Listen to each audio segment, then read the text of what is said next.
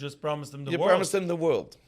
The answer is, his whole life he was doing his shitta, right? Sometimes it's easy to preach your shittas. You know, I got nothing else going for me. Maybe Chodsh days. It says, "Vayelech Avram kashati be'elav Hashem." Avram went not because he's going to get money, not because he's going to get children or fame. He went because he continued doing what he was doing. Hashem told me to go, I'll go. The Nisayon wasn't, are you going to go or not? Of course he's going to go. The Nisayon was, is that your organization which you started is going to become huge one day? Will it get to your head? And now you're the Oishe, and now you're giving Gudayas, and now like, you know who I am? You know, Avram Avini. No, he's the same simple man doing what he always wanted to do.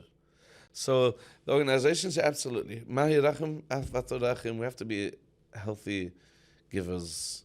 Continue giving. You also said right now, you didn't even realize that the Jewish organization, the Jewish nation, started That's right. with a small, simple guy. That's right. That's right. That's right. So Everything all the chesed, it means chesed for the sake of chesed. Chesed for the sake of giving, not for becoming big organizations.